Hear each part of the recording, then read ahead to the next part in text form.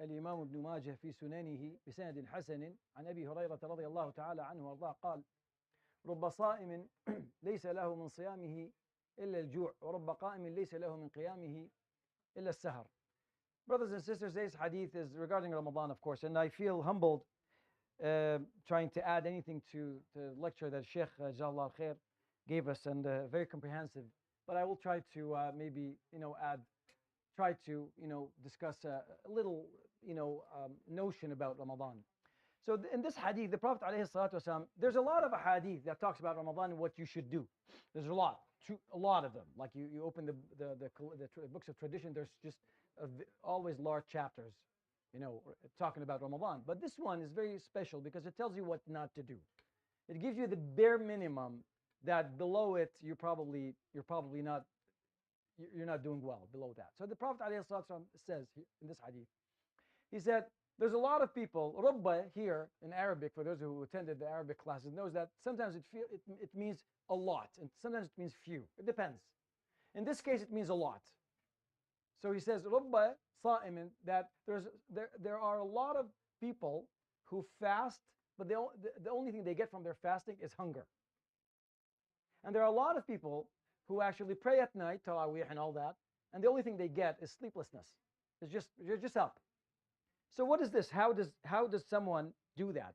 This is the month of Ramadan, and we know it's a blessed month, and there's a lot of benefits and bounties in it. How does someone get to that level, to that point? And in my humble opinion, and what I've learned, that is misunderstanding of what Ramadan is. I mean, we all know, this is not news to everyone, that Ramadan is not for you to lose weight or just so not to eat. But what is the point of actually not eating and not drinking and stay away from pleasures? What is the point of it? So scholars say, and there's something to be reminded all the time, that the main idea is to weaken your ego and nafs. The scholars say that your nafs, your ego, is like an uncontrolled animal underneath you, right? The more you give food to it, the less you're able to control it. Food weakens that. This fogginess you have between you, or this distance between you and good deeds, is your ego, is your nafs. Your nafs tells you you're hungry, just eat, don't pray, don't fast, you might not make it. Your nafs is always against you. It wants to get some rest all the time. You want, but your nafs, your ego, call it whatever you want to call it. Scholars call it nafs. Yourself is always against you. And Ramadan is here to do this. It's a 30-day annual boot camp you go through to train this nafs.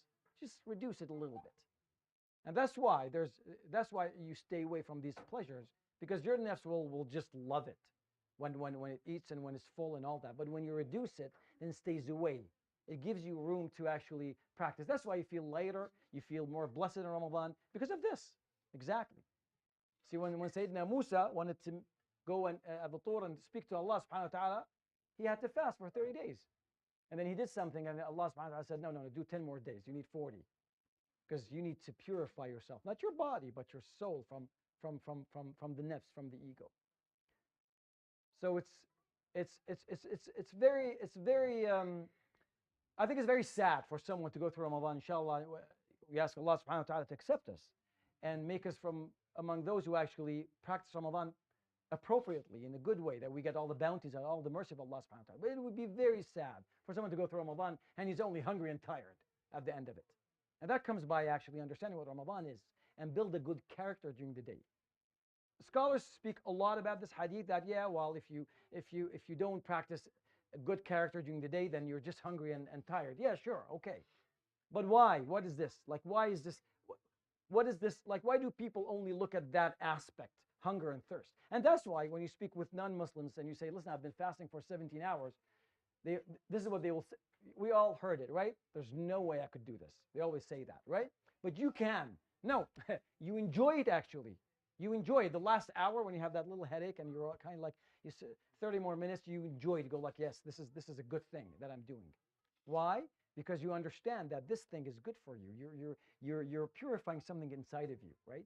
so you get closer to Allah subhanahu wa ta'ala. I hope this was of benefit. يروي الإمام ابن ماجه في سننه بسند حسن عن أبي هريرة رضي الله تعالى عنه وارضاه قال قال رسول الله صلى الله عليه وسلم رب صائم ليس له من صيامه إلا الجوع ورب قائم ليس له من قيامه إلا السهر. صدق رسول الله صلى الله عليه وسلم. سبحانك اللهم بحمدك لا إله إلا أنت أستغفرك وأتوب إليك.